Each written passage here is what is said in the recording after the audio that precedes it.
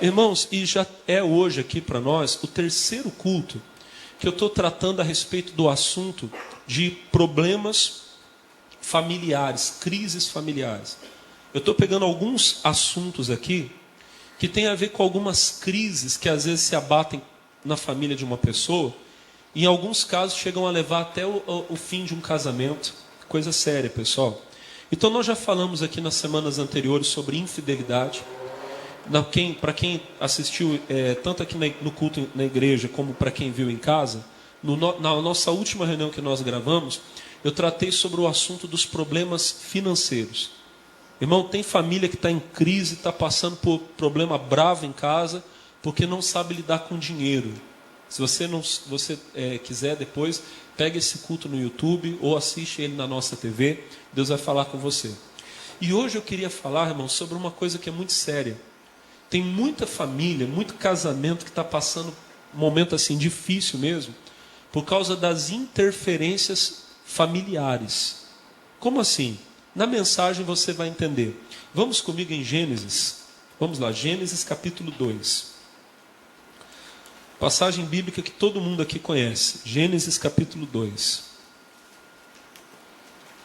Nós vamos ler o versículo 24. Gênesis capítulo 2, verso de número 24. Aqui, irmãos, nós temos a definição bíblica de Deus, do próprio Deus, a respeito do que é uma família. Gênesis 2, 24. Quantos encontraram, digam amém. A palavra de Deus diz: portanto, deixará o homem, o varão, o homem, o seu pai e a sua mãe, apegar-se-á a sua mulher, e serão ambos uma carne. Olhem para mim, irmãos.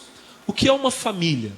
Uma família é quando um homem deixa seu pai e sua mãe, ele se une a uma mulher, a sua mulher, e eles passam a constituir uma só carne, passam a ser uma só carne. Então, eles têm os seus filhos. Vamos dizer assim, esse núcleo, homem, mulher, marido, esposa e os filhos que eles têm, isso é uma família. Amém? Pastor, mas e os outros? Os outros, pessoal, qualquer outro, aí sogro, sogra, cunhado, eu vou dizer dessa forma, são parentes.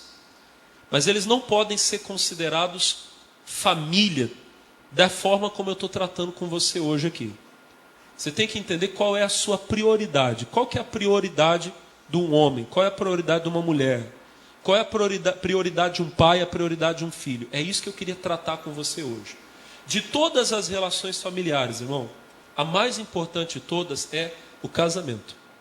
O casamento é a principal. A Bíblia trata ela como algo sagrado.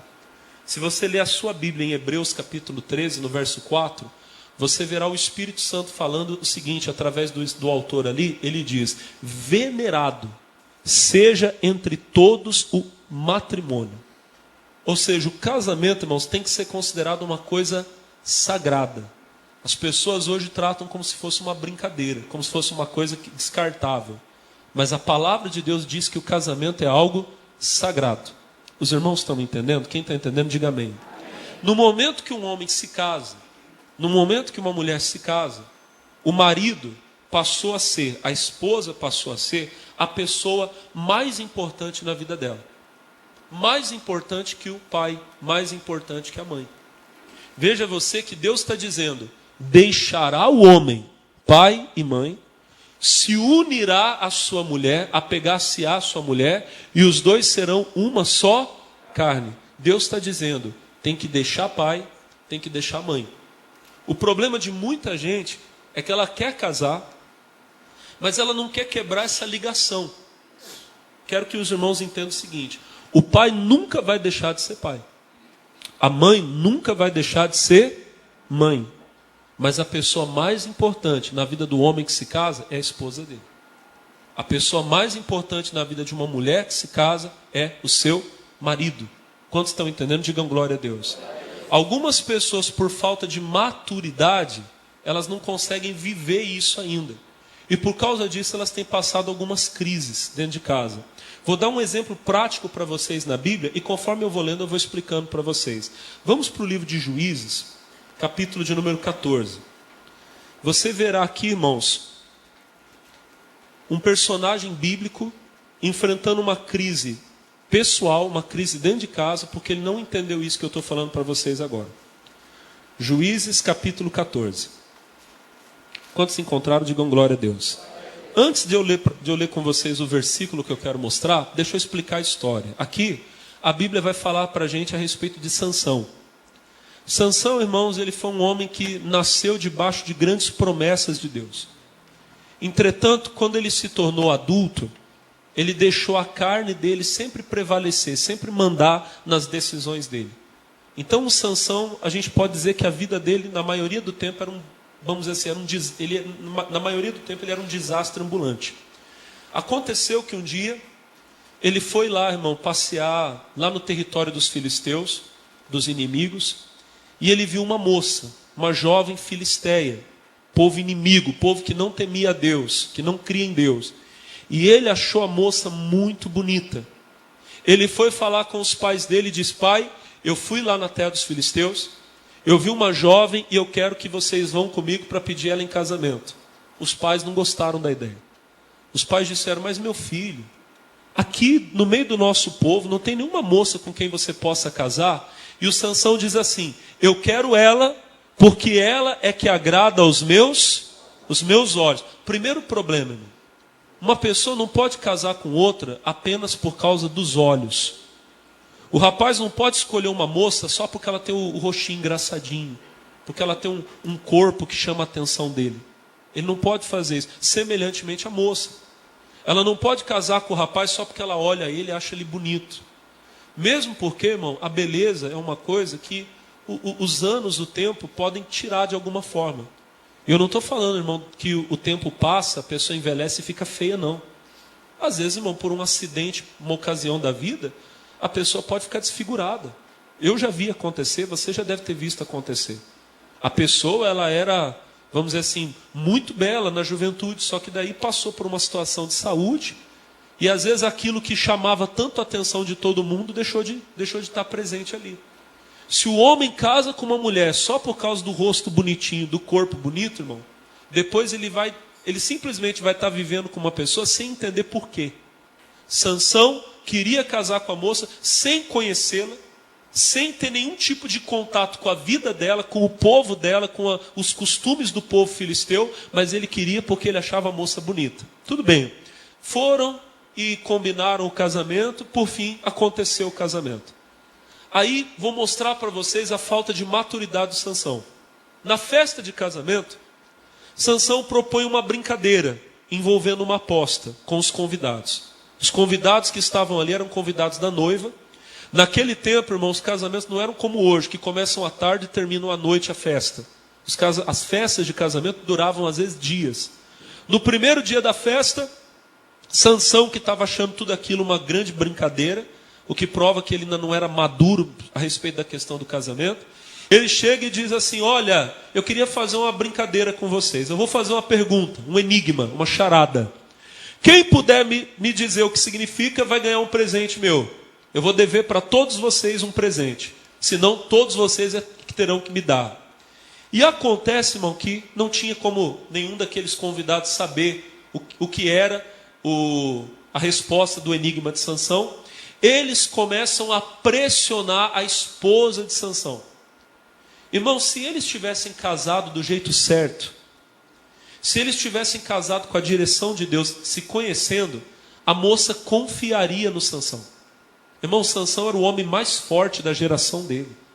O homem mais forte da terra. Um exército não podia vencê-lo. Só que a moça não sabia da força que ele tinha. Então ela ficou com medo. Os convidados da festa disseram: nós vamos matar você e vamos matar teu pai, vamos botar fogo na tua casa, se você não descobrir qual é o significado desse enigma do Sansão.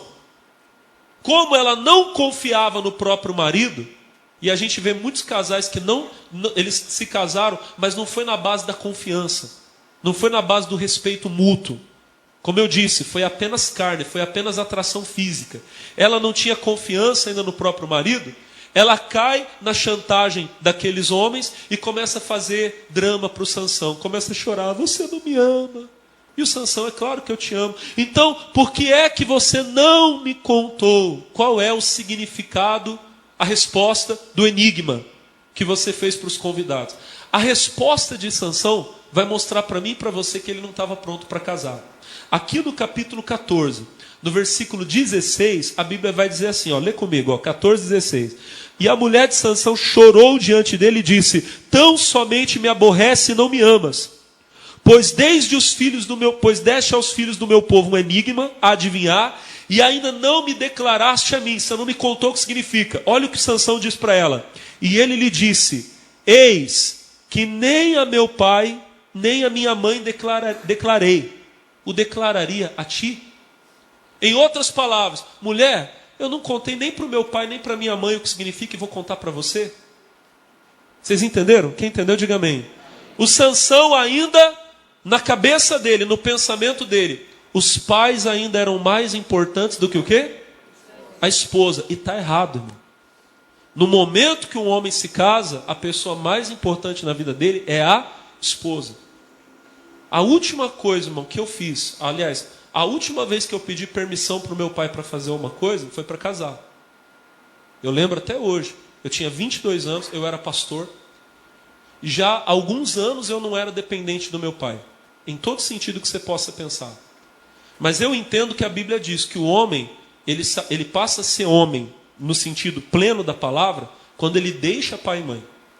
Então eu ainda devia essa, vamos dizer assim, essa explicação, essa permissão ao meu pai. E eu cheguei para o meu pai, para minha mãe, e falei com eles, falei: pai, eu estou conhecendo uma moça, ela é lá de Cruzeiro, ela é obreira da igreja, é de Deus.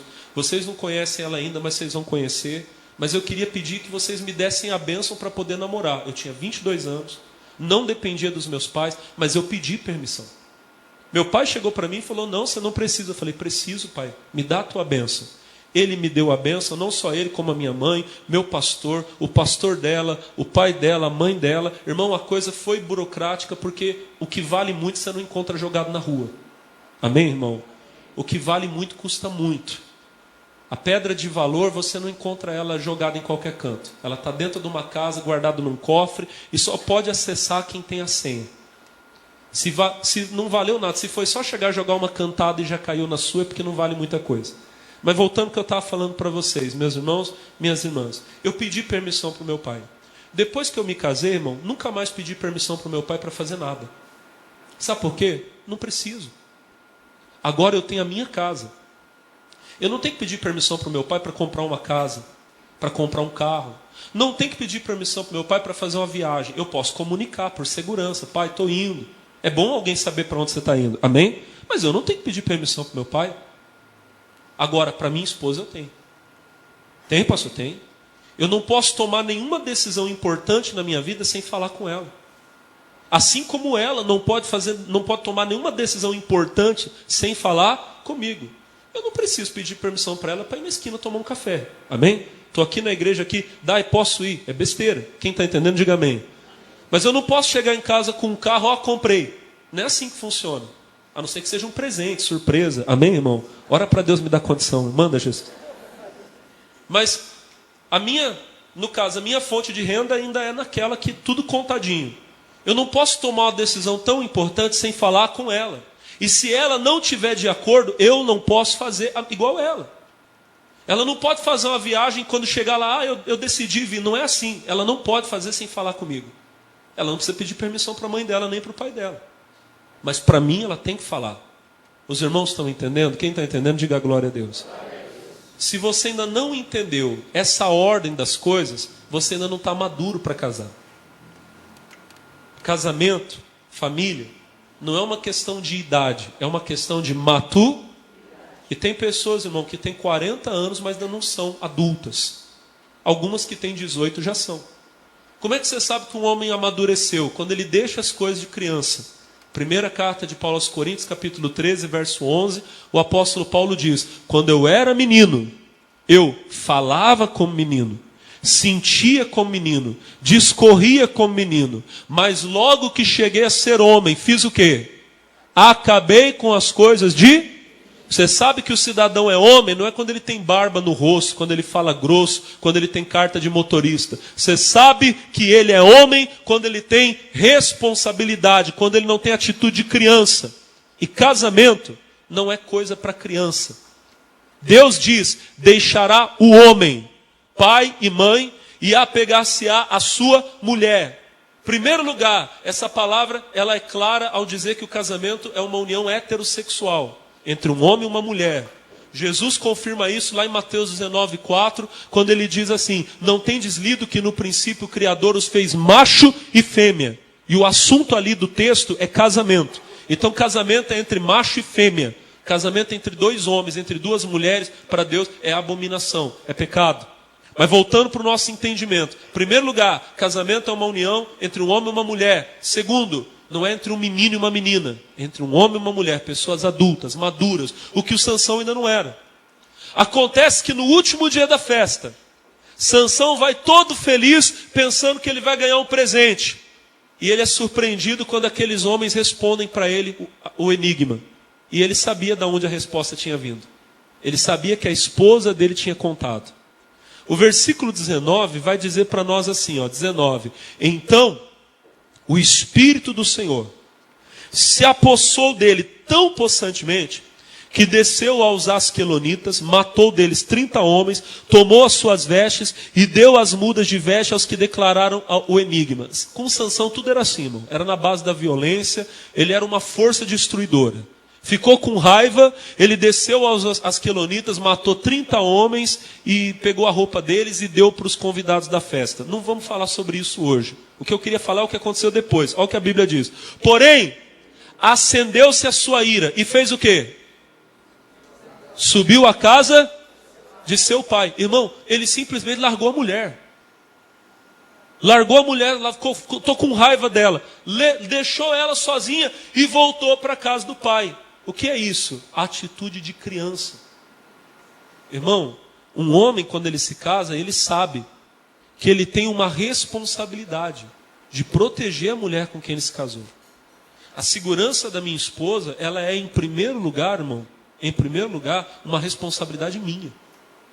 Quem tem que sustentar minha esposa não é o pai dela, a mãe dela, nem nenhuma outra pessoa. Em primeiro lugar, o bem-estar dela é minha competência. Amém? O Sansão larga a mulher sem saber se ela tinha comido, se ela estava protegida, e vai para a casa do pai. E é o que uma criança faz. Tem um probleminha, mamãe, estou indo embora, papai, estou indo embora. E foi o que o Sansão fez. O que aconteceu, irmãos? Passam alguns dias, Sansão já não está nervoso, aí bate uma saudade da moça. A moça era bonita, vou voltar para minha esposa. Ele pega um cabrito, bom presente para vocês dar para a esposa no dia dos namorados, irmão. Viu? Compra um cabrito e leva para ela vai gostar, viu, irmão? Compra para sua esposa. Sansão pega um cabrito, leva para a mulher, e quando ele chega lá, a mulher dele já estava com outro. Sansão mata um monte de gente de novo. Assim, com ele era assim que funciona. O que eu quero que os irmãos e as irmãs entendam, pessoal? Esse é o tipo de coisa que acontece quando pessoas não maduras se casam. Quando o homem não deixou pai e mãe. Se você quer casar solteiro, você tem que estar preparado para deixar seu pai e deixar sua mãe. E olha para mim, você que já casou e ainda não deixou, corta o... Como é que chama? Corta o cordão umbilical. Lembra, a pessoa mais importante na sua vida é a sua esposa. Agora, tem pai e tem mãe, irmão, que nesse ponto também ele é terrível. Tem pai e tem mãe que não larga o filho. O filho está casado, tem 40 anos, mas eu vou lá ver o meu menino. Pode não. Olha o que a Bíblia fala lá no Salmo. Isso aqui é muito forte. Isso aqui é bom demais. Salmo 127. Vamos lá. Salmo 127. Você já ouviu essa palavra aqui, mas você nunca ouviu como eu vou falar agora. Salmo 127, versículo 3. Quem achou, diga glória a Deus. Mensagem para os pais. Diz assim: eis que os filhos são herança do Senhor, e o fruto do ventre, o seu galardão. Primeiro lugar, irmão, meus filhos pertencem a Deus. Eu posso pegar esse versículo, não importa a ordem que eu coloque ele. Porque herança é aquilo que você deixa para alguém. Se os filhos são a herança que eu tenho que deixar para Deus, então eles são de Deus. Se é a herança que Deus deixou para mim, então veio de Deus, era dele antes de ser meu. De qualquer jeito, meu filho é de Deus. E você tem que criar seus filhos para Deus, porque eles pertencem em primeiro lugar ao Senhor. Diga amém. Agora olha o versículo 4. Como flechas na mão do valente, assim são os filhos da mocidade. Cadê os valentes? Cadê os valentes? Os covardes não vieram hoje não, né, pessoal? Ficaram em casa. Cadê os valentes? Diga glória a Deus. A Bíblia aqui está falando para os valentes. E Deus está dizendo que os filhos são flechas na mão do valente. O problema é que hoje tem filhos que estão na mão de pessoas covardes. Agora, o que é uma flecha na mão do valente? O que o valente faz com a flecha? Primeiro lugar, o valente faz com a flecha 3 coisas. Repita comigo. O valente faz com a flecha 3 coisas. Primeiro lugar, irmão, olha para mim. Primeiro lugar, ele direciona. Você não joga uma flecha em qualquer lugar. Você mira num alvo. Você tem que colocar os seus filhos na direção certa. No caminho. Tem pai que colocou o filho no caminho da droga, da bebida, da prostituição, da pornografia, da mentira. O filho aprendeu a mentir com o pai, aprendeu a beber com o pai. Mas a Bíblia diz que o homem deve ensinar o filho o caminho que deve andar. Ensina o pequenino o caminho que deve andar, e quando ele crescer, não se desviará. O caminho é Jesus. Ensina o seu filho a Bíblia. Ensina o seu filho que o caminho é Jesus. Diga amém. Mostra a direção para ele. Põe seu filho na direção certa. Diga amém. Primeira coisa que o arqueiro, que o flecheiro, ele faz com a flecha. Ele põe ela na direção e depois ele faz o quê? Ele puxa. Esse puxar, irmão, é o impulso que vai jogar a flecha longe. Quanto mais você puxa, mais longe vai a flecha. Pais e mães têm que ser valentes. Não podem ser covardes. Pai e mãe não podem ter medo de puxar o filho. Irmão, nós estamos vivendo uma crise terrível. Porque nós temos pais fracos que estão criando filhos mais fracos ainda. Irmão. O filho cresce e olha para o pastor. É um rapaz mimado, é uma menina mimada. Culpa do pai, que nunca falou um não. A menina cresce e vira adolescente, arruma um namoradinho. Quando o namoradinho termina com ela, ela quer se matar. Por que ela quer se matar? Porque ela nunca ouviu um não na vida. Ela não foi ensinada que a vida nem sempre é do jeito que ela quer. Que ela tem que trabalhar, que ela tem que ter responsabilidade. Aí o pai, banana, medroso, ai não, pastor, mas eu não posso pressionar meu filho. Irmão, o que eu estou falando para você aqui é ciência. Filhos de pais rígidos, eles têm são muito mais propensos a ter sucesso na vida. Pega no pé do seu filho mesmo, irmão. Ensina ele a respeitar o que é dos outros. Ensina ele que as coisas têm valor. Amém? Ensina isso para ele, irmão. Sabe o que vai acontecer? Você vai criar um cidadão que vai ser uma bênção para a sociedade. Agora, cria um filho sem limite. Você vai arrumar um problema para a sociedade e vai arrumar alguém porque você vai ter que ficar pagando as contas dele. Ele vai fazer filhos para você criar. Infelizmente, eu tenho que falar isso para você. Nós estamos vivendo num tempo terrível. De jovens que não têm estrutura nenhuma para viver. Não têm responsabilidade nenhuma. E são fracos. Qualquer coisa, irmão, qualquer coisa. A vida não faz sentido, eu quero morrer. E não tem responsabilidade, não assume compromisso nenhum. Uma cara feia que você faz para ele, já está chorando. Porque não teve um pai que puxou. Agora, não tenha medo de puxar. Os outros vão falar barbaridade para você. Puxa. Porque quanto mais você puxar, mais longe ele vai. Amém? Amém? E aí, em terceiro lugar, olha para mim. Primeiro ele direciona. Depois ele puxa. E em terceiro lugar ele faz o quê? Solta. Tem que soltar seu filho, irmão. Tem pai que não solta. O filho casa, mas ele ainda acha que o filho, que a filha é um nenenzinho dele. E aí começa uma crise terrível. Por quê? Porque ele não sabe respeitar o espaço do filho. Fica uma convivência familiar muito complicada. O pai tem que entender que a casa do filho casado não é a casa dele. A casa do meu pai e da minha mãe é um lugar onde eu sou muito bem-vindo, mas não é a minha casa. Assim como os meus pais são muito bem-vindos na minha casa, assim como os pais da minha esposa. Mas a minha casa não é a casa dos meus pais. Não é a casa da minha sogra nem do meu sogro. É a minha casa e a casa da minha esposa. Louvado seja Deus, eu nunca tive esse problema. Nem com meu pai, nem com a minha mãe, nem com meu sogro, nem com a minha sogra. Pelo contrário, ali, graças a Deus, a relação é de muito amor e amizade, de respeito. Mas, se algum dia a minha mãe chegasse na minha casa e ela quisesse dar alguma ordem na minha casa, eu ia falar para ela: desculpa, mas essa casa não é sua. Essa casa é da Daiane, essa casa é da minha esposa. Aqui a ordem, quem dá é ela. Amém? Ah, pastor, mas o senhor tem coragem de fazer sua mãe ficar triste? Que eu nunca tenha que escolher. Mas se tiver que escolher entre ficar triste minha mãe e minha esposa, vai ficar triste minha mãe. Porque a pessoa mais importante na minha vida é a minha esposa. Eu creio que assim ela pode dizer também da minha parte. Agora, tem pais que eles não entendem isso. Olha que lição bonita que a gente tem lá no segundo livro dos Reis, no capítulo 4. No versículo 8, a Bíblia diz que o profeta Eliseu, ele fazia o caminho de Sunem.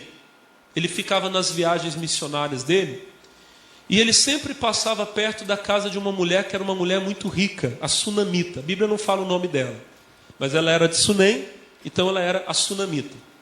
A Sunamita via o profeta passando. Um dia ela chamou o profeta para comer pão. Aqui no Brasil a gente não fala comer pão, a gente fala o quê? Tomar? Vamos tomar um café, né? Lá era comer pão. O profeta foi comer pão um dia, outro e outro. E a mulher era uma mulher observadora. Um dia ela chamou o marido dela e disse: eu tenho observado que este que passa por nós é um santo homem de Deus. Vamos fazer um quartinho aqui, junto da nossa casa, do lado de fora. Vamos colocar uma mesa, uma cadeira, um candeeiro. E quando ele vier, ele não precisa dormir no mato, ao relento. Ele pode dormir nesse quarto que nós vamos fazer para ele. Observe você que ela falou com o marido. Ela não tomou decisão própria. Ela tomou decisão em mútua concordância com o marido dela. Quem está entendendo, diga glória a Deus. O marido concordou, fizeram um quarto. Quando o profeta viu, gostou do presente e ficou naquele quarto. Ele estava na viagem, quando ele estava em Sunem, ele dormia ali. Ele ficou tão grato que ele chamou a mulher e disse: eu queria te ajudar. Você precisa de algum favor do rei, do chefe do exército? Ela disse: não, já tenho tudo o que preciso. Ele chamou o obreiro que ajudava ele, o Geazi, e disse: Geazi, essa mulher foi tão boa comigo, ela me ajudou tanto, eu queria ajudá-la, mas eu não sei o que eu faço. E o Geazi disse: sabe o que eu percebi, profeta? Que o marido dela já é um homem um pouco mais velho e eles não têm filhos. Na hora o profeta entendeu: eu vou abençoar essa mulher, vou profetizar um filho na vida dela. Aí ele manda chamar a Sunamita. O que eu queria falar está no versículo 15. Olha que bonito. Pelo que disse ele, chama-a, ó. E chamando a ele, o que diz a Bíblia? Ela se pôs à porta. Quem construiu o quarto foi ela. Quem colocou a cama foi ela. Quem colocou a mesa foi ela. Mas ela não foi entrando. Ela deu o quarto para o profeta. Ela foi e parou aonde? Na porta. Como é que se chama isso? Respeito. Como é que se chama isso? Saber o seu lugar. A sogra, como a mãe, o pai, o sogro, com certeza, eles são bem-vindos na casa do filho. Mas ele tem que saber até onde ele pode ir. Amém? Não tem esse negócio de ir entrando no quarto do filho, mexendo em gaveta. Não é assim que funciona. Quem está entendendo, diga glória a Deus. Eu, quando eu vou na casa da minha mãe, por mais que seja minha mãe, eu não entro na casa e vou abrindo geladeira. Não é assim que funciona. Não entro no quarto do pai da minha mãe sem pedir licença. Hoje eu não entro porque não tem necessidade. Mas até quando eu era adolescente e morava com meu pai, não entrava sem ter necessidade, sem pedir permissão. Já estou ensinando isso para o meu filho. Meu filho tem 8 anos, eu falo para ele: filho, quando a porta estiver aberta do quarto do papai e da mamãe, você pode entrar. Se a porta estiver fechada, você faz o quê? Bate na porta. Vai que a mamãe está trocando de roupa, o papai. Ele tem que aprender até onde ele tem que ir. Você tem que ensinar seu filho a ter respeito. Quantos estão entendendo? Digam glória a Deus. E a opinião de pai e de mãe, irmão, é muito bem-vinda quando se pede. Diga glória a Deus. Irmão, isso aqui que eu estou falando para você é importante. Não vai na casa do seu filho sem pedir permissão, não. Às vezes o camarada está lá, irmão, ele está, sabe aquele dia que ele quer ficar em casa com a esposa, quer namorar, os dois querem sentar no sofá, assistir filme romântico, faz pipoca, quem está entendendo, diga amém. Aí os dois estão lá, na hora que vai começar o filme, chega a sogra. Eu vim passar o dia com vocês, acabou pipoca, acabou filme, acabou clima, não vai acontecer nada, o romance acabou, foi embora. Irmã, liga. Ô meu filho, como é que você está? Está tudo bem. Às vezes o filho mesmo já dá a letra. Ô mãe, tá bem, eu estou aqui com a fulana aqui, ela já entende. Hoje não é o dia. Quem está entendendo, diga amém. Ô mãe, vem almoçar com a gente. Beleza, ela entendeu, a porta está aberta. Como é que se chama isso, irmão? Sabedoria. Os irmãos estão entendendo? Quem está entendendo, diga glória a Deus. Irmão, se a sogra foi inteligente, a mãe foi inteligente, o pai, o sogro forem inteligentes, aquilo que poderia ser uma guerra se torna uma das uniões, uma das relações mais bonitas. A gente vê na Bíblia uma sogra que chega a dizer que queria morrer por causa das noras. Isso está na Bíblia, pastor? Está. Em Gênesis 26, 47, Gênesis 26, 47, põe lá para mim, por favor. Vou ler aqui, será que eu errei? Deixa eu ver. Gênesis 27, 46. Olha só. Gênesis 27, 46. Olha a Rebeca falando com Isaac, falando com o marido dela. Ó. E disse Rebeca a Isaac: enfadada estou da minha vida por causa das filhas de Et. Se Jacó tomar a mulher das filhas de Et, como estas são filhas dessa terra, para que me servirá a vida? Em outras palavras, ó, a Rebeca conversando com o Isaac, com o marido dela. O filho mais velho era o Esaú. O Esaú tinha casado com duas mulheres, Eteias, filhos de Et, aqui são os heteus. Um povo que não temia a Deus, um povo que não tinha respeito, e o Esaú casou com essas mulheres. Elas só faziam raiva na Rebeca. Quando chegou a hora do Jacó sair de casa, a Rebeca chama o Isaac e fala: pelo amor de Deus, não deixe esse menino casar com uma mulher daqui. Porque se ele casar com uma Eteia, igual o Esaú casou, eu acho que eu vou morrer. É mais ou menos isso que ela está falando. Aquilo que poderia ser uma relação bonita de mãe e filha, se tornou uma guerra. Se tornou um motivo para ela estar enfadada da própria vida. Mas olha que bonito, irmão, quando a sogra, ela é sábia. Olha que coisa linda. Ruth, capítulo de número 1. Olha que coisa diferente, irmãos. A gente vê aqui, primeiro, uma história triste, pessoal. Preciso dizer para vocês que, infelizmente, uma história triste. Porque uma família se desvia de Deus. Lá no capítulo 1, Ruth capítulo 1, versículo 1, você vê a Bíblia falando que no tempo dos juízes houve uma família. Era um homem com sua esposa, Elimeleque e Noemi. E eles tinham dois filhos, Malom e Quilion. E eles saem de Belém, eles moravam em Belém, a mesma Belém onde nasceu alguém, quem foi?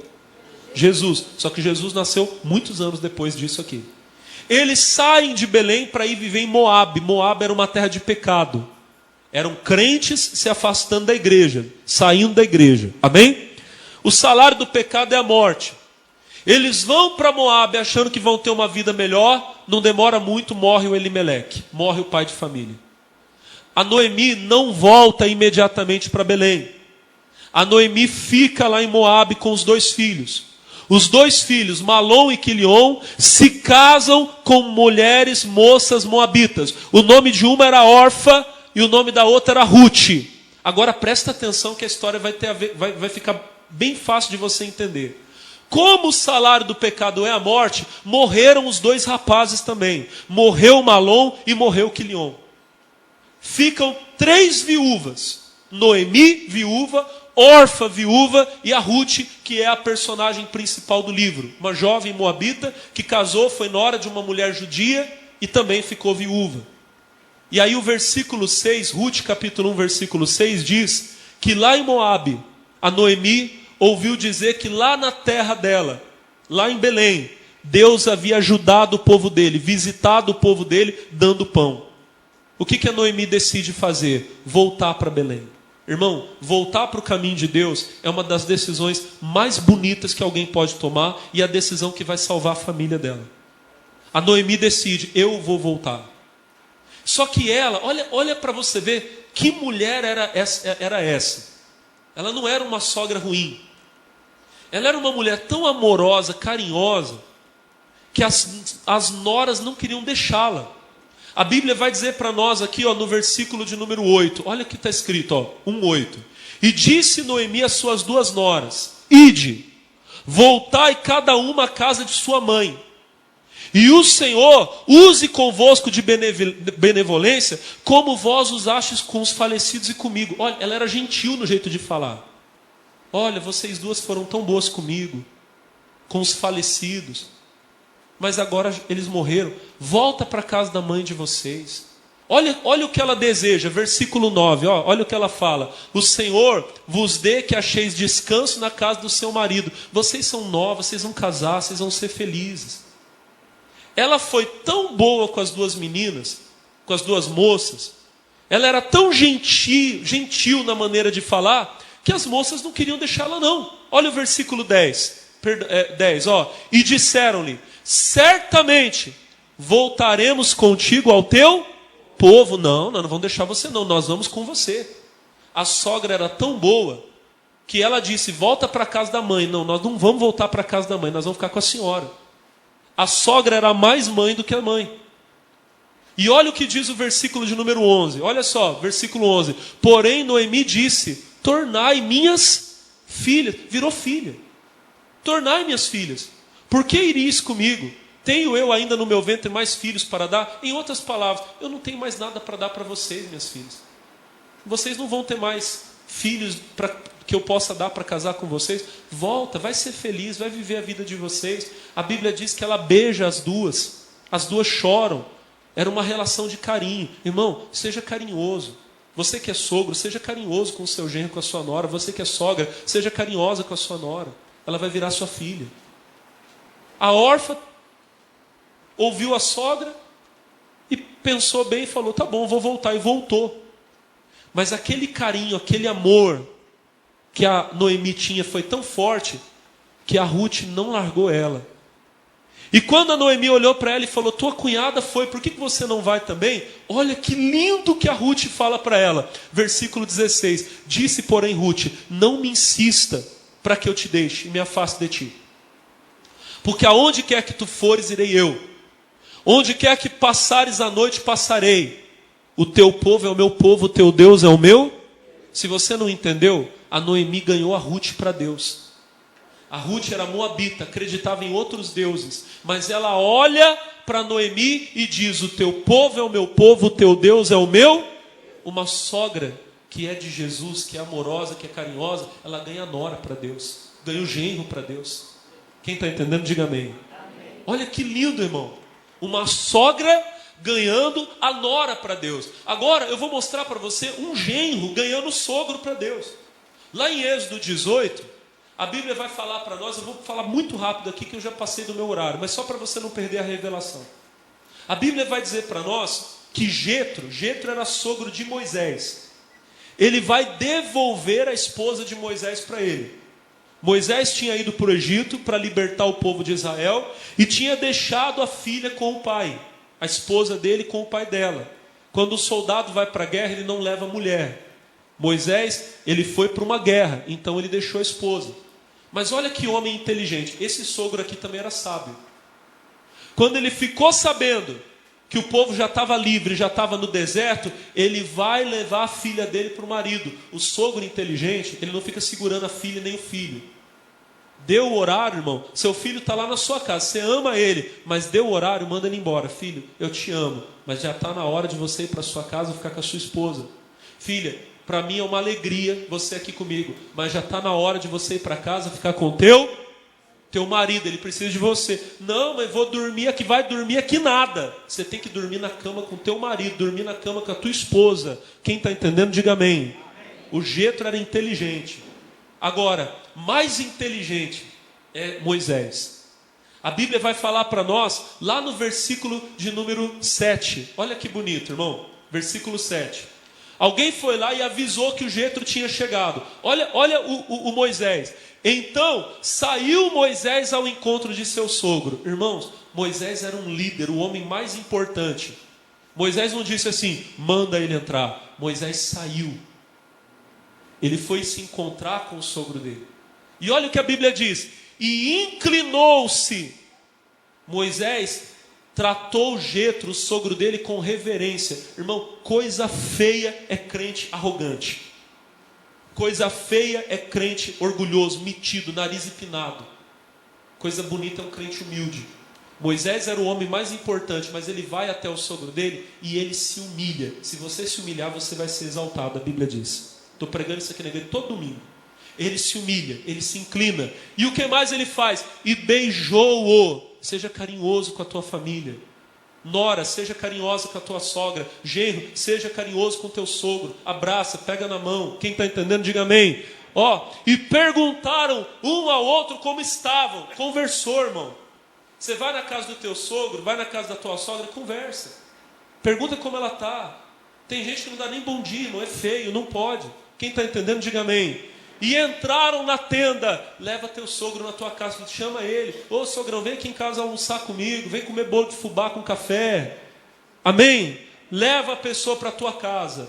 E aí olha o que diz a Bíblia, versículo 8. E Moisés contou ao seu sogro todas as coisas que o Senhor tinha feito. Seu sogro não é convertido? Não fica falando mal da religião dele.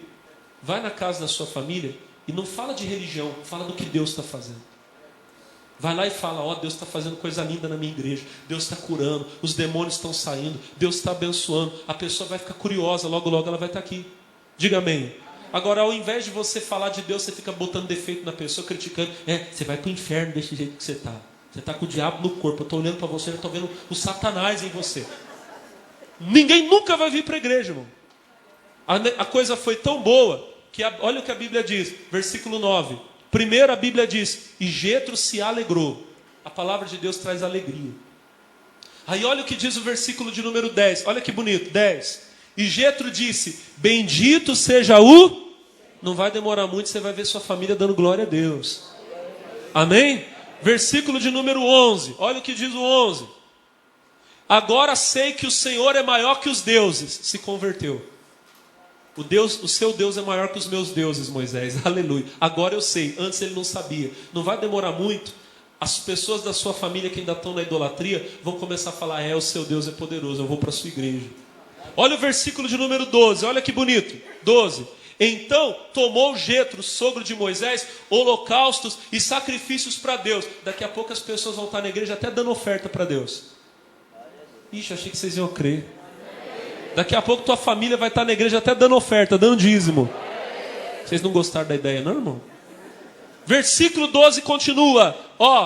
E veio Arão e todos os anciãos de Israel para comerem pão com o sogro de Moisés diante de Deus. Daqui a pouco você vai ver sua família tomando santa ceia, comendo pão diante de Deus. Você recebe isso? Diga amém. Sabe o que aconteceu, irmão? Não demorou muito. O sogro de Moisés já estava até ajudando ele a fazer a obra. Um dia o Jetro vê lá Moisés o dia inteiro de pé atendendo o povo. Moisés não conseguia atender todo mundo, terminava o dia, ele estava cansado. O povo estava cansado porque também não tinha como fazer. E Jetro chega e fala, Moisés, você está fazendo errado, não é assim que faz. Deixa eu te ensinar. Pega esse povo, junta todo mundo e ensina a lei de Deus para eles. Só em ensinar, eles já vão aprender. Às vezes você vem aqui na igreja, hoje eu vou conversar com o pastor, mas você nem conversa comigo, porque na pregação eu já falo o que você precisava saber.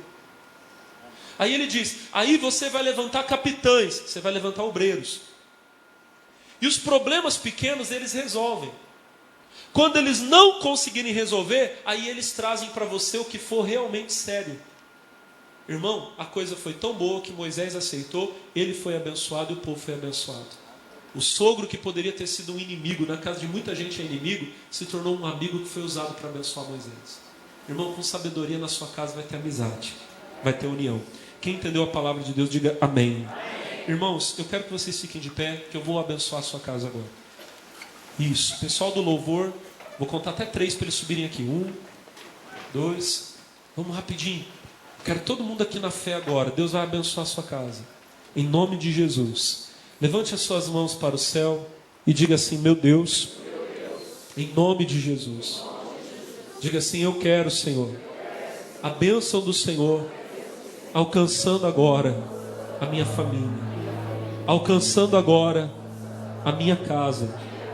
Diga assim: Senhor, a tua palavra diz que eu e a minha casa serviremos ao Senhor. Diga: eu quero, Pai, ver a minha casa na sua presença. Diga: eu quero, Senhor, ver a minha família na presença do Senhor, servindo ao Senhor para ser abençoado. Diga: meu Deus, envia agora o teu poder para arrancar da minha família, da minha casa, todo espírito de briga, contenda, separação, divisão. Diga: em nome de Jesus, tudo aquilo que Satanás está fazendo para separar, dividir a minha família, a minha casa, diga agora, todo mal vai cair por terra. Diga: vai sair da minha família, em nome de Jesus. Igreja, comece a orar agora. Levanta a tua voz. Senhor, manda o teu poder na casa do meu irmão. Manda o teu poder. Fica onde vocês estão. Fica onde vocês estão. Meu Deus, manda o teu poder na casa do meu irmão, na casa da minha irmã. Essas pessoas que estão aqui orando, fecha o olho e ora. Irmão, agora é a hora da sua batalha pela sua família. Meu Deus, manda o poder do Senhor lá na casa dele, lá na casa dela agora. Aonde houver um espírito que está separando, dividindo esse lar, esta casa, com brigas, separações, divisões. Meu Deus, nessa casa tem acontecido todo tipo, meu Deus amado, de agressão. Agressão verbal é todo dia, já se tornou normal. Meu Deus, a mulher não sabe falar direito com o marido. Ela não sabe falar com gentileza. Ela só sabe falar com grosseria. O marido não sabe falar com a mulher com gentileza. Ele só sabe gritar, só sabe humilhar, só sabe pisar. Eu digo agora: demônio, tira a tua mão desta família. Demônio do vício, da droga, da bebida, demônio da prostituição, do adultério, espírito da enfermidade, eu quebro a tua força, eu quebro o teu poder, o teu domínio, e eu te ordeno agora: sai deste casamento, sai do filho. Demônio do vício da droga, demônio do vício do álcool, sai em nome de Jesus. Demônio da anormalidade, demônio que virou a cabeça do marido, aquele homem que era tão amoroso, responsável, agora ele está querendo se comportar igual um menino, adolescente, solteiro. Ele quer sair de casa, quer arrumar uma namoradinha. Sai dele, espírito de prostituição. Sai dele, espírito de pombagira. Eu estou mandando, sai agora, vai embora. Meu Deus, manda o teu fogo e vai queimando, vai queimando, vai queimando, queimando, queimando agora. Todo demônio que entrou na vida daquele rapaz e virou a cabeça dele, aquele rapaz tão bonito, agora ele diz que ele vai virar menina. Ele está querendo usar saia, usar peruca, maquiagem. Sai dele, espírito da anormalidade. Eu estou mandando, sai daquela moça, sai daquele rapaz, sai agora, agora, agora, agora. O fogo do meu Deus está queimando e vai sair toda a miséria que está nessa família, vai sair toda a miséria que está nessa casa. Vamos, espírito do desemprego, das dívidas, espírito da doença, nós te mandamos embora. A igreja vai levantando a voz agora, começa a orar forte e vai mandando todo o mal embora. Diga: sai da minha família, sai do meu casamento, sai do meu marido, sai, sai, sai agora, em nome de Jesus. Levante as mãos na direção da tua casa, meu irmão. O Senhor manda a bênção lá na tua casa agora. O Senhor manda a bênção lá na tua família agora, aleluia. Receba um milagre, a tua casa está sendo abençoada, aleluia. Seu casamento, aonde seu marido estiver, o Senhor está tocando nele agora. Onde seus filhos estiverem, o Senhor está tocando neles agora, aleluia. O Senhor está dando livramento, meu irmão. O livramento do acidente. O Senhor está abrindo a porta que estava fechada. Receba a bênção. A porta do emprego se abre. Quem crê na bênção, levante as mãos, levante a voz e comece a dar glória a Deus. E se você chegou enfermo nesse culto, receba a cura.